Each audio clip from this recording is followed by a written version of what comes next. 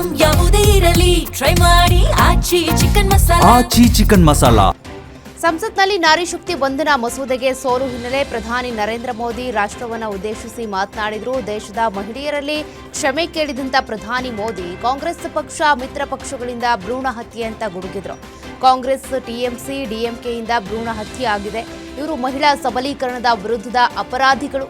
ಮಹಿಳೆಯರ ಹಕ್ಕು ಕಸಿದುಕೊಂಡವರ ಪಾಪಕ್ಕೆ ಶಿಕ್ಷೆ ಆಗುತ್ತೆ ಅಂತ ವಾಗ್ದಾಳಿ ನಡೆಸಿದರು.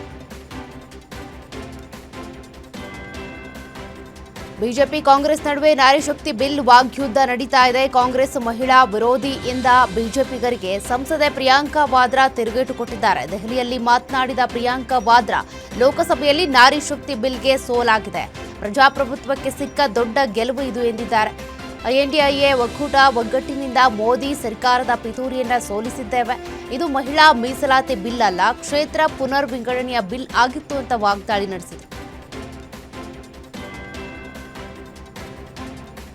ಲೋಕಸಭೆಯಲ್ಲಿ ಮಹಿಳಾ ಮೀಸಲಾತಿ ಮಸೂದೆ ಫೈಲ್ ಆಗಿದ್ದಕ್ಕೆ ಸಿಕ್ಕಿಂನ ಮಹಿಳೆಯರು ಸಿಡಿದೆದ್ದಿದ್ದಾರೆ. ಸಿಕ್ಕಿಂನ ಗ್ಯಾಂಗ್ಟಾಕ್ನಲ್ಲಿ ಬೃಹತ್ ರ್ಯಾಲಿ ನಡೆಸಿದ 25,000ಕ್ಕೂ ಹೆಚ್ಚು ಜನ ಮಹಿಳಾ ಮೀಸಲಾತಿ ಮಸೂದೆಯನ್ನ ಬೆಂಬಲಿಸಿದರು.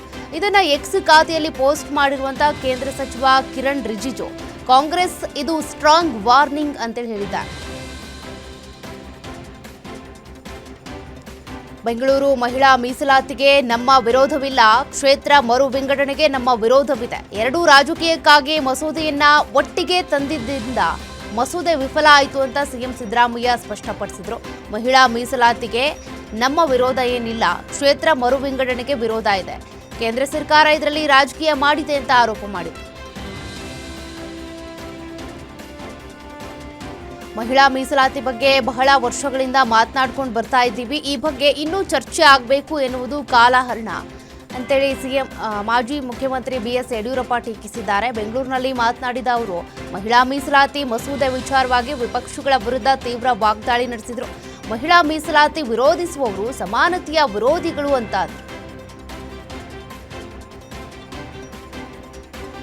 ಮಹಿಳೆಯರ ಮೀಸಲಾತಿ ಬಿಲ್ ವಿರೋಧಿಸಿದ ಕಾಂಗ್ರೆಸ್ ವಿರುದ್ಧ ಬಿಜೆಪಿಗರು ಕಿಡಿಕಾರ್ತಿದ್ದಾರೆ. ಬೆಂಗಳೂರಿನಲ್ಲಿ ಮಾತನಾಡಿದ ಆರ್ ಅಶೋಕ್, ಸಂಸತ್ನಲ್ಲಿ ಕಾಂಗ್ರೆಸ್ ಹೀನ ಕಾರ್ಯ ಮಾಡಿದೆ. ಕಾಂಗ್ರೆಸ್ನ ರಕ್ತದಲ್ಲೇ ಮಹಿಳಾ ವಿರೋಧಿ ಮನಸ್ಥಿತಿ ಇದೆ. ಮಹಿಳೆಯರು ಸಂಸತ್ಗೆ ವಿಧಾನಸಭೆಗೆ ಬರೋದು ಇಷ್ಟ ಇಲ್ಲ. ಹೀಗಾಗಿ ಮಹಿಳೆಯರ ಹಕ್ಕನ್ನ ಕಾಂಗ್ರೆಸ್ ಕಸಿದುಕೊಂಡಿದೆ. ಇವರಿಗೆ ಜನರೇ ತಕ್ಕ ಪಾಠ ಕಲಿಸ್ತಾರೆ ಬಿಡಿ ಅಂತ ಅಶೋಕ್ ಹೇಳಿದರು. ಮಹಿಳಾ ಮೀಸಲಾತಿಯಿಂದ ಕೇಂದ್ರ ಸರ್ಕಾರಕ್ಕೆ ಸೋಲಾಗಿದ್ದು, ಕಾಂಗ್ರೆಸ್ ಬಿಜೆಪಿ ನಡುವೆ ನಾರಿ ಶಕ್ತಿ ಬಿಲ್ ಗುದ್ದಾಟ ಜೋರಾಗಿದೆ. ಕರ್ನಾಟಕದಲ್ಲೂ ಬಿಜೆಪಿ ನಾಯಕರು ಸಿಡಿದೆದ್ದಿದ್ದಾರೆ. ಮಹಿಳಾ ಮೋರ್ಚಾ ಆಕ್ರೋಶ ವ್ಯಕ್ತಪಡಿಸಿ ದೇಶದ ಜನರಿಗೆ ಕಾಂಗ್ರೆಸ್ ದ್ರೋಹ ಮಾಡಿದೆ ಅಂತ ಕಿಂಡಕಾರಿದ್ದಾರೆ. ಕಾಂಗ್ರೆಸ್ನದ್ದು ತಾಲಿಬಾನ್ ಜಿಹಾದಿ ಮನಸ್ಥಿತಿ, ಮಹಿಳಾ ವಿರೋಧಿ ಎಂಬುದು ಅವರ ರಕ್ತಗತವಾಗಿಬಿಟ್ಟಿದೆ ಅಂತ ಬಿಜೆಪಿ ಮಹಿಳಾ ಮೋರ್ಚಾ ರಾಜ್ಯಾಧ್ಯಕ್ಷ ಸಿ ಮಂಜುಳಾ, ಮಾಳವಿಕಾ ಅವಿನಾಶ್ ಗುಡುಗಿದ್ದಾರೆ. ಮಹಿಳಾ ವಿರೋಧಿ ಕಾಂಗ್ರೆಸ್ ವಿರುದ್ಧ ಬಿಜೆಪಿ ಮಹಿಳಾ ಮೋರ್ಚಾ ರಾಜ್ಯದಾದ್ಯಂತ ಹೋರಾಟ ಮಾಡಲಿದೆ ಅಂತ ಬಿಜೆಪಿ ಮಹಿಳಾ ಮೋರ್ಚಾ ರಾಜ್ಯಾಧ್ಯಕ್ಷೆ ಸಿ ಮಂಜುಳಾ ತಿಳಿಸಿದ್ದಾರೆ. ಇವತ್ತು ಬೆಂಗಳೂರಿನ 3 ಜಿಲ್ಲೆಗಳಲ್ಲಿ ಹೋರಾಟ ಹಮ್ಮಿಕೊಂಡಿದ್ದೇವೆ. ಕಾಂಗ್ರೆಸ್, ಟಿಎಂಸಿ ಮೊದಲಾದ ಪಕ್ಷಗಳ ಮಹಿಳಾ ವಿರೋಧಿ ನೀತಿ ಬಯಲಿಗೆ ಇಳಿಯಲಿದ್ದೇವೆ ಅಂತ ಹೇಳಿದ್ದಾರೆ.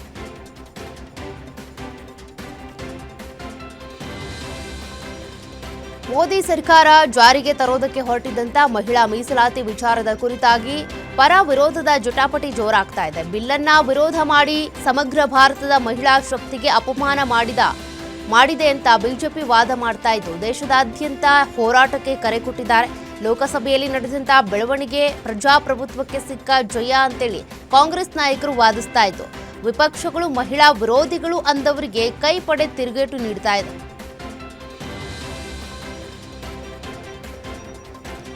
ಕಾಂಗ್ರೆಸ್ ಪಕ್ಷದಲ್ಲಿ ಸಿದ್ದರಾಮಯ್ಯ ಮತ್ತು ಡಿಸಿಎಂ ಡಿಕೆ ಶಿವಕುಮಾರ್ ಬಣಗಳ ನಡುವೆ ಆಂತರಿಕ ಸಂಘರ್ಷ ತೀವ್ರಗೊಂಡಿದೆ. ಸಿದ್ದರಾಮಯ್ಯ ಸಣ್ಣ ಇಲಿಗಳನ್ನ ಹೊಡಿತಾ ಇದ್ರೆ, ಡಿಕೆ ಶಿವಕುಮಾರ್ ದೊಡ್ಡ ಹುಲಿಗಳನ್ನ ಹೊಡಿತಿದ್ದಾರೆ ಅಂತ ಆರ್ ಅಶೋಕ್ ವ್ಯಂಗ್ಯವಾಡಿದ್ರು.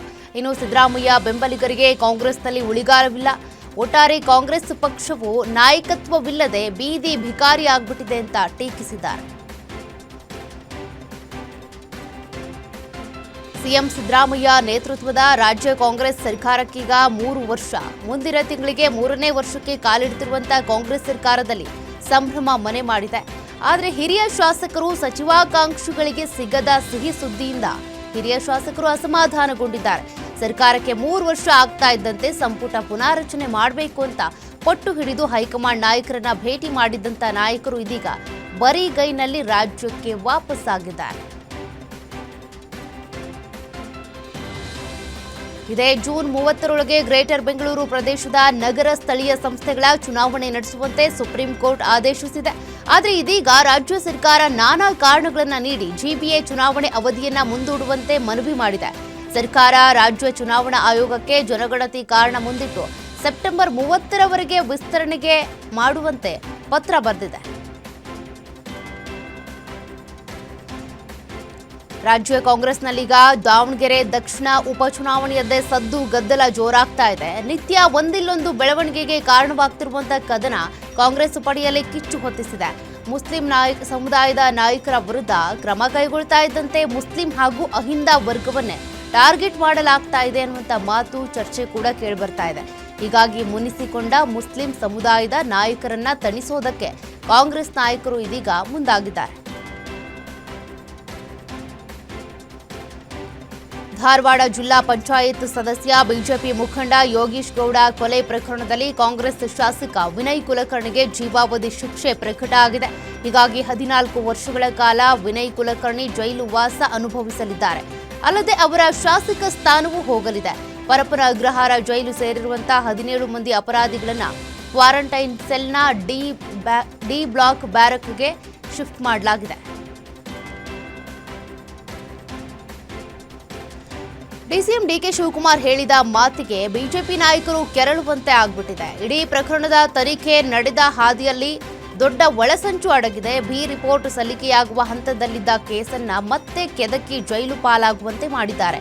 ವಿನಯ್ ಕುಲಕರ್ಣಿ ರಾಜಕೀಯವಾಗಿ ಮುಗಿಸೋದಕ್ಕೆ ಈ ಸಂಚು ರೂಪಿಸಿದ್ದಾರೆ ಎಂಬ ಆರೋಪಕ್ಕೆ ಬಿಜೆಪಿ ಕೆಂಡ ಕಾರಿದೆ. ಕೋರ್ಟ್ಗೆ ಗೌರವ ಕೊಡದೆ ಅದನ್ನ ಮೀರಿ ಮಾತನಾಡಿದ್ದಾರೆ ಅಂತ ಆಕ್ರೋಶ ಹೊರಹಾಕಿದ್ದಾರೆ. ಗ್ಯಾಸ್ ಇಲ್ಲ, ಎಲ್ಲೆಲ್ಲೂ ಗ್ಯಾಸ್ ಇಲ್ಲ ಅನ್ನೋ ಕೂಗು ಹೆಚ್ಚಾಗ್ತಾನೆ ಇದೆ. ರಾಜ್ಯದಲ್ಲಿ ದಿನದಿಂದ ದಿನಕ್ಕೆ ಗ್ಯಾಸ್ ಸಮಸ್ಯೆ, ಎಲ್ಪಿಜಿ ಗ್ಯಾಸ್ ಸಮಸ್ಯೆ ಮತ್ತಷ್ಟು ಉಲ್ಬಣಗೊಳ್ತಾ ಇದೆ. ಹೀಗಾಗಿ ಸಾವಿರಾರು ಆಟೋ ಚಾಲಕರ ಕುಟುಂಬ ಬೀದಿಗೆ ಬಿದ್ದಿದೆ. ಹೀಗಾಗಿ ಸಂಕಷ್ಟದಲ್ಲಿರುವಂತಹ ಬಡ ಆಟೋ ಚಾಲಕರ ಕುಟುಂಬಗಳಿಗೆ ತಕ್ಷಣ ಸಹಾಯಧನ ಬಿಡುಗಡೆ ಮಾಡಬೇಕು ಅಂತ ಆಗ್ರಹಿಸಿ ಆಮ್ ಆದ್ಮಿ ಪಕ್ಷದ ವತಿಯಿಂದ ನಗರದ ಫ್ರೀಡಂ ಪಾರ್ಕ್ನಲ್ಲಿ ಪ್ರತಿಭಟನೆ ಮಾಡಲಾಯಿತು.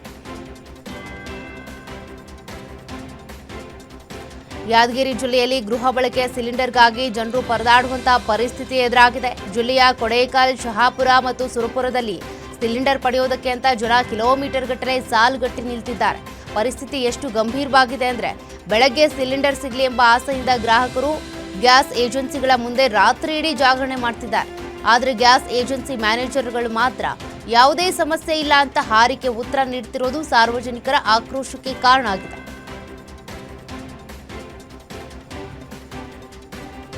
ಆರ್ಬಿಐ ಮ್ಯಾನೇಜರ್ ಕಣ್ಣಿಗೆ ಮಣ್ಣೆರ್ಚೋದಕ್ಕೆ ಹೋಗಿದ್ದಂತ ಖತರ್ನಾಕ್ ಕಿಲಾಡಿ ತಗಲಾಕೊಂಡಿದ್ದಾನೆ. ರಮೇಶ್ ಎಂಬ ಆಸಾಮಿ ಬರೋಬ್ಬರಿ 7.5 ಲಕ್ಷ ರೂಪಾಯಿ ಮೌಲ್ಯದ 2,000 ರೂಪಾಯಿ ನಕಲಿ ನೋಟುಗಳನ್ನ ಹಿಡಿದು ಆರ್ಬಿಐ ಮ್ಯಾನೇಜರ್ ಬಳಿ ಹೋಗಿದ್ದ. ಕಳಪೆ ಗುಣಮಟ್ಟದ ಪೇಪರ್ನಲ್ಲಿ ಜೆರಾಕ್ಸ್ ಮಾಡಿದ 375 ನೋಟುಗಳನ್ನ ಕೊಟ್ಟು ಬದಲಿಸಿಕೊಡಿ ಅಂತ ಆವಾಜ್ ಹಾಕಿದ್ದ. ಈ ವೇಳೆ ನಕಲಿ ನೋಟುಗಳನ್ನ ನೋಡಿ ಅಧಿಕಾರಿಗಳು ಶಾಕ್ ಆಗಿ ಪೊಲೀಸರಿಗೆ ಮಾಹಿತಿ ನೀಡಿದ್ದಾರೆ.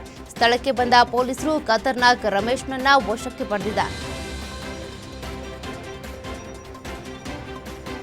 ಸಿಲಿಕಾನ್ ಸಿಟಿಯಲ್ಲಿ ಐಪಿಎಲ್ ಕ್ರೇಜ್ ಮಿತಿಮೀರಿದೆ. ಆರ್ಸಿಬಿ ಮತ್ತು ಚೆನ್ನೈ ನಡುವಿನ ಹೈ ವೋಲ್ಟೇಜ್ ಪಂದ್ಯದ ವೇಳೆ ಕ್ರಿಕೆಟ್ ಸಂಭ್ರಮದ ಮರೆಯಲ್ಲಿ ಅಕ್ರಮಗಳ ಸರಣಿಯೇ ನಡೆದು ಹೋಗಿದೆ. ಕೇವಲ ಒಂದೇ ಒಂದು ಮ್ಯಾಚ್ನಲ್ಲಿ ಈಗ ಸಾಲು ಎಫ್ಐಆರ್ ದಾಖಲಾಗಿವೆ. ಬ್ಲ್ಯಾಕ್ನಲ್ಲಿ ಟಿಕೆಟ್ ಮಾರಾಟ ಮಾಡ್ತಾ ಇದ್ದಂತ ಲಿಖಿತ್, ಪುನೀತ್, ಪುಷ್ಕರ್ ಸೇರಿದಂತೆ ಒಟ್ಟು 6 ಮಂದಿಯನ್ನ ಪೊಲೀಸರು ಬಂಧಿಸಿದ್ದಾರೆ.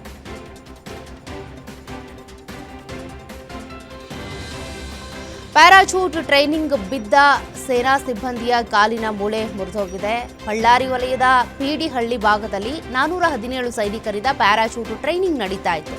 ಈ ವೇಳೆ 50 ಅಡಿ ಎತ್ತರದಿಂದ ಬಿದ್ದಂತ ಸೇನಾ ಸಿಬ್ಬಂದಿ ಚಿನ್ನರಾಜ್ ಗಂಭೀರವಾಗಿ ಗಾಯಗೊಂಡಿದ್ದಾರೆ.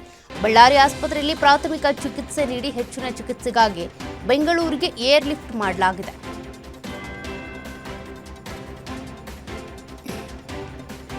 ಮನೆ ಕಂದಾಯ ಕಟ್ಟಿ ಅಂತ ಹೇಳಿದ್ದಕ್ಕೆ ಅಧಿಕಾರಿಗೆ ಹಲ್ಲೆ ಮಾಡಿರುವಂತಹ ಘಟನೆ ನೆಲಮಂಗಲ ನಗರಸಭೆ ವ್ಯಾಪ್ತಿಯ ಕೂಲಿಪುರದಲ್ಲಿ ನಡೆದಿದೆ.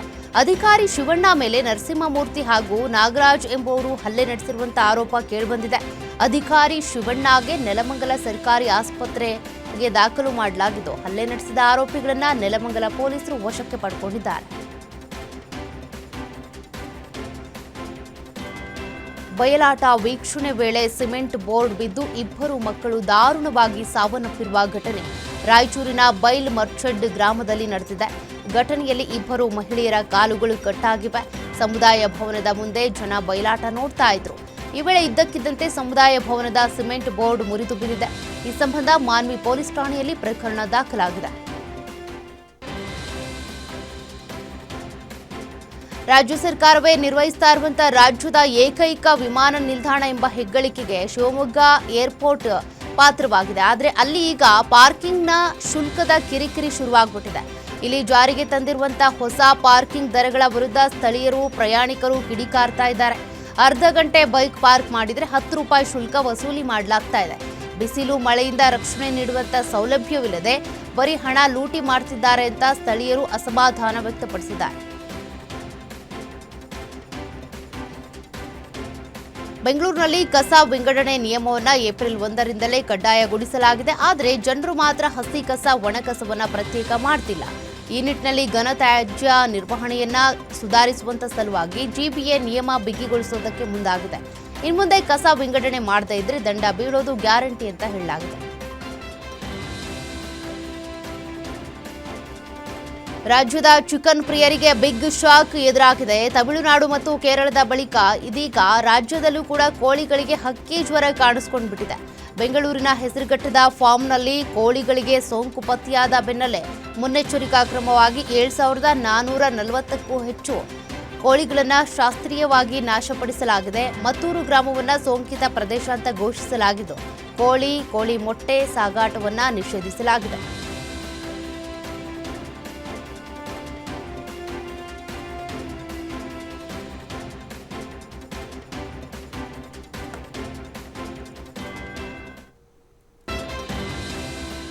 ರಾಯಚೂರಿನಲ್ಲಿ ಭೀಕರ ಅಪಘಾತ ನಡೆದಿದ್ದು 9 ಮಂದಿ ಮೃತಪಟ್ಟಿದ್ದಾರೆ. 9 ಮಂದಿಯ ಅಂತ್ಯಕ್ರಿಯೆಯನ್ನು ಕೂಡ ನೆರವೇರಿಸಲಾಗಿದೆ. ಸಿರುವಾರ, ದೇವದುರ್ಗ ಮತ್ತು ತಾವರಘೇರಾದಲ್ಲಿ ಮಧ್ಯರಾತ್ರಿ ಅಂತ್ಯಕ್ರಿಯೆ ನೆರವೇರಿಸಲಾಯಿತು. ಮೃತ ಕೃಷ್ಣ ನಾಯಕ್ ಸ್ನೇಹಿತರಾಗಿದ್ದಂಥ ರಾಯಚೂರು ಗ್ರಾಮೀಣ ಕ್ಷೇತ್ರದ ಶಾಸಕ ಬಸನಗೌಡ ದದ್ದಲ್ ಅಂತ್ಯಕ್ರಿಯೆಯಲ್ಲಿ ಭಾಗವಹಿಸಿ ಕುಟುಂಬಸ್ಥರಿಗೆ ಸಾಂತ್ವನ ಹೇಳಿದರು. ಇನ್ನು ಅಪಘಾತದಲ್ಲಿ ಅದೃಷ್ಟವಶಾತ್ ಪ್ರಾಣಾಪಾಯದಿಂದ ಪಾರಾಗಿರುವ ಮಗು ವಿರಾಟ್ಗೆ ಸದ್ಯ ಕಲಬುರಗಿಯ ಆಸ್ಪತ್ರೆಯಲ್ಲಿ ಚಿಕಿತ್ಸೆ ಮುಂದುವರೆದಿದೆ. ಬೆಂಕಿಯ ಕೆನ್ನಾಲಿಗೆಗೆ ಏಕಾಏಕಿ ಬಿಎಂಟಿಸಿ ಬಸ್ ಹೊತ್ತಿ ಉರಿದ ಘಟನೆ ಬೆಂಗಳೂರಿನ ಲಗ್ಗೆರೆ ಬಸ್ ನಿಲ್ದಾಣದಲ್ಲಿ ನಡೆದಿದೆ. ಅವಘಡದಲ್ಲಿ ಬಸ್ ಸಂಪೂರ್ಣ ಬೆಂಕಿಗಾಹುತಿಯಾಗಿದೆ. ಮೆಜೆಸ್ಟಿಕ್ನಿಂದ ಲಗ್ಗೆರೆ ನಡುವೆ ಸಂಚಾರ ಮಾಡ್ತಾ ಇದ್ದಂಥ ಬಸ್ ಇಂಜಿನ್ ಆಫ್ ಆದ ಕೆಲವೇ ಕ್ಷಣಗಳಲ್ಲಿ ಇಂಜಿನ್ನಲ್ಲಿ ಹೊಗೆ ಕಾಣಿಸಿಕೊಂಡು ಸುಟ್ಟು ಕರಕಲಾಗಿದೆ. ಬೆಂಕಿ ನಂದಿಸೋದಕ್ಕೆ ಚಾಲಕ ಹರಸಾಹಸ ಪಟ್ಟಿದ್ದಾರೆ. ಆಕಸ್ಮಿಕ ಬೆಂಕಿಗೆ ಧಗಧಗನೆ ಮೇವಿನ ಬಣವೆ ಹೊತ್ತಿ ಉರಿದ ಘಟನೆ ಯಾದಗಿರಿಯ ಗುರುಮಠಕಲ್ ತಾಲೂಕು ಕೊಂಕಲ್ ಗ್ರಾಮದಲ್ಲಿ ನಡೆದಿದೆ. ರೈತ ಗಜ್ಜಲಪ್ಪನಿಗೆ ಸೇರಿದಂತ 2 ಮೇವಿನ ಬಣವೆಗಳು ಬೆಂಕಿಗಾಹುತಿಯಾಗಿದ್ದು, ಲಕ್ಷಾಂತರ ರೂಪಾಯಿ ಮೌಲ್ಯದ ಬಣವೆ ಹಾನಿಯಾಗಿದೆ. ಘಟನೆ ಸಂಬಂಧ ಗುರುಮಠಕಲ್ ಪೊಲೀಸ್ ಠಾಣೆಯಲ್ಲಿ ಪ್ರಕರಣ ದಾಖಲಾಗಿದೆ. ಬೇಸಿಗೆಯ ತಾಪ ಏರುತ್ತಿದ್ದಂತೆ ರಾಜ್ಯದಲ್ಲಿ ಮದ್ಯದ ಮಾರಾಟ ಹೊಸ ದಾಖಲೆಯನ್ನೇ ಸೃಷ್ಟಿ ಮಾಡಿಬಿಟ್ಟಿದೆ. ಬಿಸಿಲಿನ ಬೇಗೆಯಿಂದ ಬಸವಳಿದ ಜನರು ಬಿಯರ್ ಮೊರೆ ಹೋಗಿದ್ದಾರೆ. ಕಳೆದ 16 ದಿನಗಳ ಅವಧಿಯಲ್ಲಿ ಬಿಯರ್ ಮಾರಾಟವು ಹಿಂದೆಂದೂ ಕಾಣದ ಮಟ್ಟಕ್ಕೆ ಏರಿಕೆ ಆಗಿಬಿಟ್ಟಿದೆ. ಹಿಂದಿನ ವರ್ಷಕ್ಕೆ ಹೋಲಿಸಿದರೆ ಏಪ್ರಿಲ್ನಲ್ಲಿ ಬಿಯರ್ ಮಾರಾಟವು ಶೇಕಡ 15ರಷ್ಟು ಏರಿಕೆ ಕಂಡಿದೆ. ಹೀಗಾಗಿ ಕಳೆದ 3-4 ತಿಂಗಳಿಂದ ಬಿಯರ್ ಮಾರಾಟದಲ್ಲಿ ಭಾರೀ ಏರಿಕೆ ಕಂಡುಬಂದಿದೆ.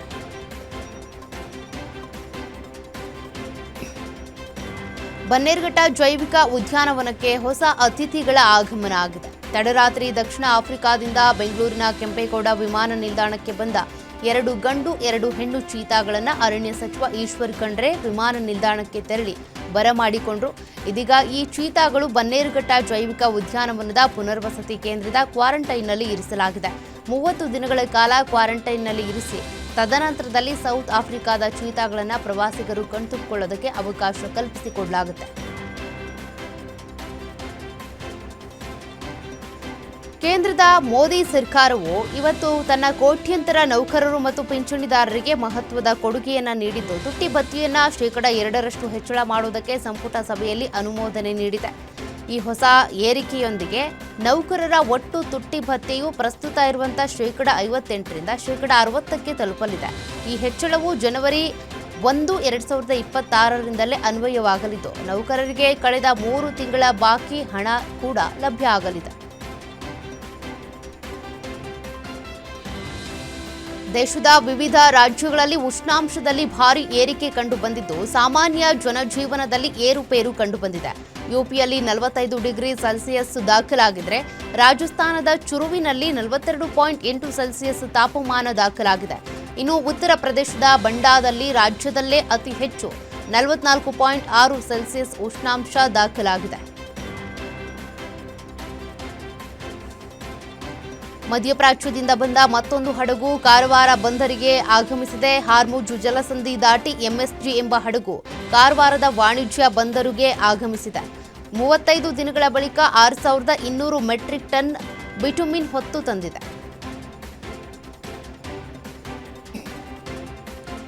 ಇರಾನ್ ಮತ್ತೆ ಹಾರ್ಮುಜ್ ಜಲಸಂಧಿಯನ್ನ ಮುಚ್ಚಿದ್ದು ಸಮುದ್ರದಲ್ಲಿ ಹಾದು ಹೋಗ್ತಿದ್ದಂತ ಭಾರತದ ಧ್ವಜ ಹೊತ್ತ ಹಡಗು ಸೇರಿದಂತೆ 2 ವಾಣಿಜ್ಯ ಹಡಗಿನ ಮೇಲೆ ಗುಂಡಿನ ದಾಳಿಯನ್ನ ನಡೆಸಿದೆ. ಇರಾನ್ ಮತ್ತು ಅಮೆರಿಕ ನಡುವಿನ ದ್ವಂದ್ವ ನಿಲುವಿನಿಂದ ಮತ್ತೆ ಉದ್ವಿಗ್ನತೆ ತಲೆದೋರಿದೆ. ಜಾಗತಿಕ ಇಂಧನ ಪೂರೈಕೆಯ ಮೇಲೆ ಮತ್ತೆ ಹೊಡೆತ ಬೀಳುವಂತ ಆತಂಕ ಎದುರಾಗಿದೆ. ಇರಾನ್ನ ರೆವಲ್ಯೂಷನರಿ ಗಾರ್ಡ್ ಕಾರ್ಪ್ಸ್ನ 2 ಗನ್ ಬೋಟ್ಗಳು ಗುಂಡು ಹಾರಿಸಿದ್ವು ಅಂತ ಅಮೆರಿಕ ತಿಳಿಸಿದೆ.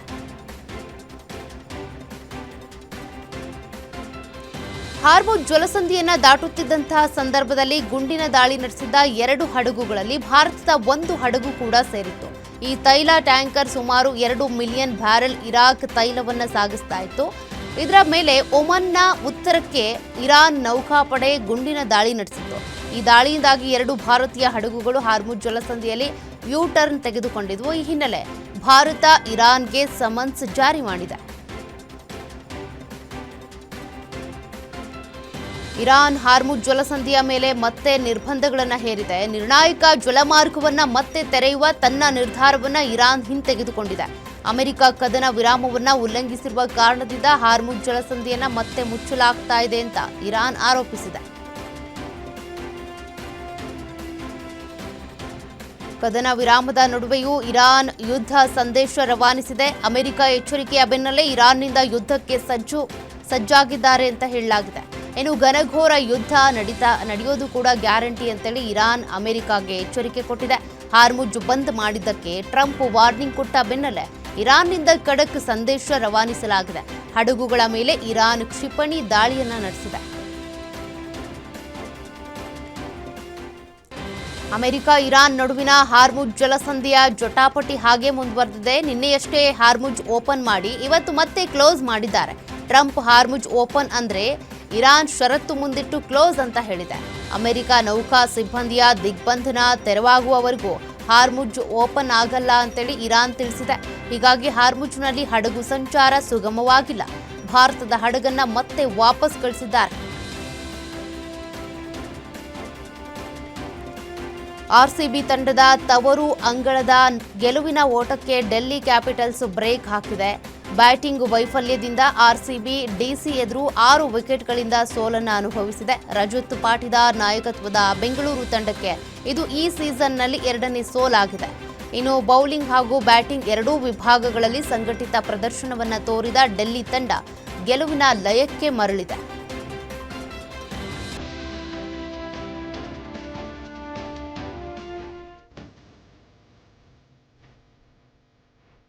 ಅಭಿಷೇಕ್ ಶರ್ಮಾ ಸ್ಫೋಟಕ ಅರ್ಧಶತಕ, ಇಶಾನ್ ಮಾಲಿಂಗ ಮಾರಕ ಬೌಲಿಂಗ್ ದಾಳಿಯ ಸಹಾಯದಿಂದ ಸನ್ರೈಸರ್ಸ್ ಹೈದರಾಬಾದ್ ತಂಡ ಚೆನ್ನೈ ಸೂಪರ್ ಕಿಂಗ್ಸ್ ಎದುರು 10 ರನ್ಗಳ ಗೆಲುವು ಪಡೆಯಿತು. ಆ ಮೂಲಕ ಟೂರ್ನಿಯಲ್ಲಿ 3ನೇ ಗೆಲುವು ಪಡೆದು ಪಾಯಿಂಟ್ಸ್ ಟೇಬಲ್ನಲ್ಲಿ 4ನೇ ಸ್ಥಾನಕ್ಕೆ ಪ್ರವೇಶ ಪಡೆದುಕೊಂಡಿದೆ. ಸಿಎಸ್ಕೆ ಇದೀಗ 4ನೇ ಸೋಲನ್ನು ಅನುಭವಿಸಿದೆ.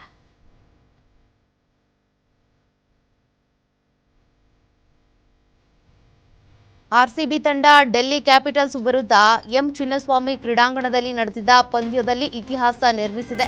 ಎಂ ಚಿನ್ನಸ್ವಾಮಿ ಕ್ರೀಡಾಂಗಣದಲ್ಲಿ ಆರ್ಸಿಬಿ ಪಾಲಿಗೆ ಇದು 100ನೇ ಐಪಿಎಲ್ ಪಂದ್ಯವಾಗಿದೆ.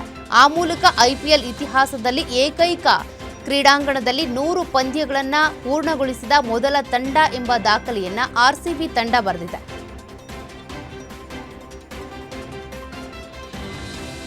ಬೆಂಗಳೂರಿನ ಎಂ ಚಿನ್ನಸ್ವಾಮಿ ಕ್ರೀಡಾಂಗಣದಲ್ಲಿ ರಾಯಲ್ ಚಾಲೆಂಜರ್ಸ್ ಬೆಂಗಳೂರು ಮತ್ತು ಡೆಲ್ಲಿ ಕ್ಯಾಪಿಟಲ್ಸ್ ನಡುವೆ ಹೈ ವೋಲ್ಟೇಜ್ ಪಂದ್ಯ ನಡೆಯಿತು. ಆರ್ಸಿಬಿ ವಿರುದ್ಧ ಡೆಲ್ಲಿ 6 ವಿಕೆಟ್ಗಳಿಂದ ಗೆದ್ದು ಬೀಗಿದೆ.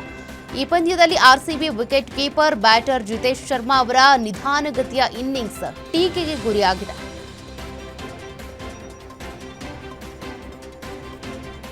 ಉಪಮುಖ್ಯಮಂತ್ರಿ ಡಿಕೆ ಶಿವಕುಮಾರ್ ಅವರು ಶನಿವಾರ ನಗರದ ಚಿನ್ನಸ್ವಾಮಿ ಕ್ರೀಡಾಂಗಣದಲ್ಲಿ ನಡೆದ ಆರ್ಸಿಬಿ ಹಾಗೂ ಡೆಲ್ಲಿ ಕ್ಯಾಪಿಟಲ್ಸ್ ನಡುವಿನ ಪಂದ್ಯವನ್ನು ನೇರವಾಗಿ ವೀಕ್ಷಿಸಿದರು. ಕೆಎಸ್ಸಿಎ ಅಧ್ಯಕ್ಷ ವೆಂಕಟೇಶ್ ಪ್ರಸಾದ್ ಖಜಾಂಚಿ ಬಿಎನ್ ಮಧುಕರ್ ಜೊತೆಗೆ ಸಾಥ್ ಕೊಟ್ಟರು.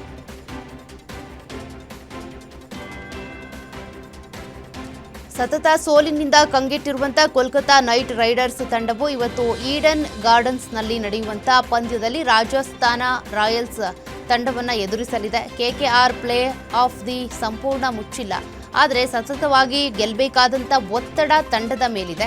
ಈಗಾಗಲೇ ಆಡಿದ 6 ಪಂದ್ಯಗಳಲ್ಲಿ 5 ಸೋಲು ಕಂಡಿದೆ.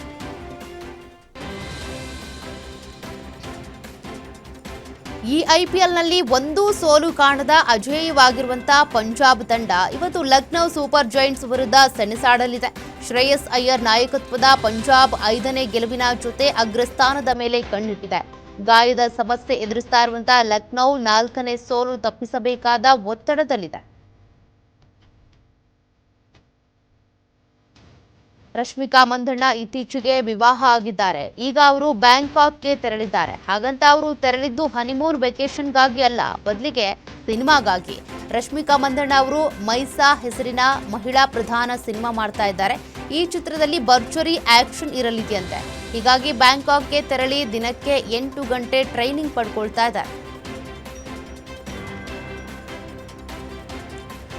ಟಾಲಿವುಡ್ ನಟ ವಿಜಯ್ ದೇವರಕೊಂಡ ಅವರು ಸದ್ಯ ರಣಭಾಲಿ ಚಿತ್ರದ ಕೆಲಸದಲ್ಲಿ ಬ್ಯುಸಿ ಆಗಿದ್ದಾರೆ. ಈ ಚಿತ್ರಕ್ಕೆ ರಶ್ಮಿಕಾ ಮಂದಣ್ಣ ನಾಯಕಿ.